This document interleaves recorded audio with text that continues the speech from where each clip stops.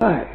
पद्म पुराण में वर्णन आया है कि तीर्थों को जावे तो तीर्थों में जाते हुए पहले मुंडन कराना चाहिए, जिसमें प्रयागराज में मुंडन का बड़ा महात्म है। नहीं तो केशों में पाप रहते हैं, क्योंकि जो शरीर चेतन है उस चेतन शरीर में स्नान करने से पाप दूर हो जाते हैं। तो चेतन जिनमें प्राण है वो प्राण वाली चीज तो में तो शुद्धि आ जाती है, पर जिनमें प्राण नहीं है, जैसे केश है, मरे हुए नख है, ये हमारे से पैदा होते हैं, इनमें प्राण नहीं होता है उतना। केशों के जड़ में प्राण होते हैं, इस वास्ते केश बढ़ते हैं, पर केशों के ऊपर केशों में प्राण नहीं रहते। सोते हुए आदमी का केश कतर लिया जाए तो उसको कोई पीड़ा नहीं होती, अंगुली में कोई लगाओ तो पीड़ा हो जाए, जल जाता है वो, केश कतरने में जलता ही नहीं। तो केश जड़ होते हैं। तो जब चेतन में स्नान करता है गंगा जी में, तो स्नान करते हुए ये चेतना से उसमें तो पाप नष्ट हो जाते हैं, वे केशों में जाकर रह जाते हैं, फिर दूर होते तो आ जाता है। जैसे भैंस होती है उसके ऊपर मच्छर बहुत बनाते हैं, काटते हैं, वो भैंस जब स्नान करती है डुबकी लगाती है मच्छर ऊपर, और बाहर आते ही वो चिपक जाते हैं, मच्छर काटने लगते हैं। वो पहले काटते हैं जिससे ज्यादा काटते हैं, गीली चमड़ी में बहुत जोर से काटते हैं। इसी तरह से केश रहने से केशों में पाप ज्यादा हो जाते हैं।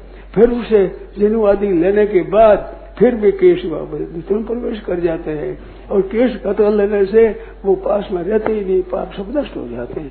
रहने की जगह कैसे मिली? प्राणों वाली चीज तो ये जनेऊ लेने से नष्ट हो जाते हैं, और केश रखे नहीं, कहाँ रहे? केश रहे तो पाप सब वहाँ रहते केशों में, वे फिर जनेऊ लेने के बाद फिर प्रवेश हो जाते हैं।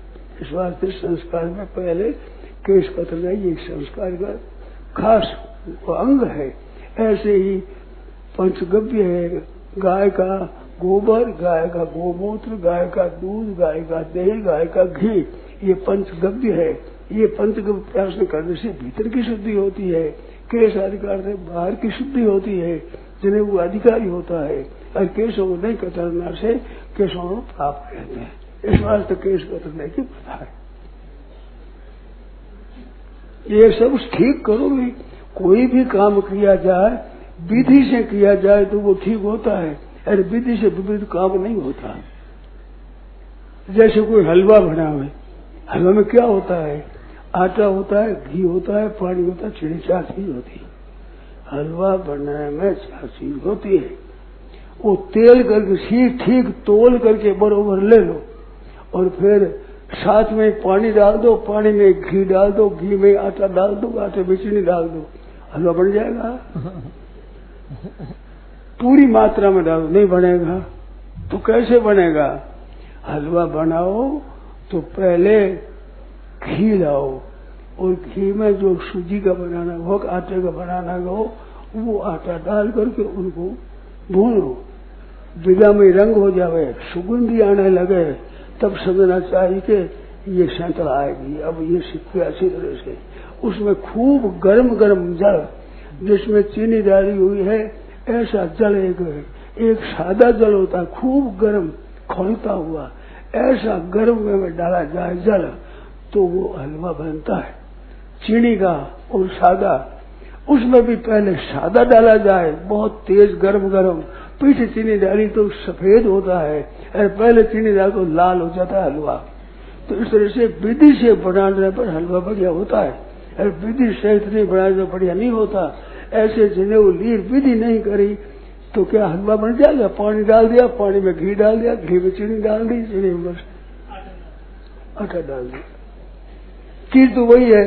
तो विधि पूर्वक नहीं किया तो हलवा नहीं, विधि पूर्वक किया बहुत बढ़िया होता है। और वो बन जाए सीज जाए, फिर घास लेकर के उसमें थोड़ा जगह ढंग एकदम भवगार से उसे एकदम पहुंच जाता है, घी पर तैरने लगता है सीधे पर। तो ऐसे बनाना विधि पूर्व बनाने से काम। विधि दृष्टो यही जते यस्तव्य बना समाधान से सात्विक सो सात्विक होता है, विधि बिना होता है सात्विक नहीं तो राजसी तामसी होता है। उर्ध्व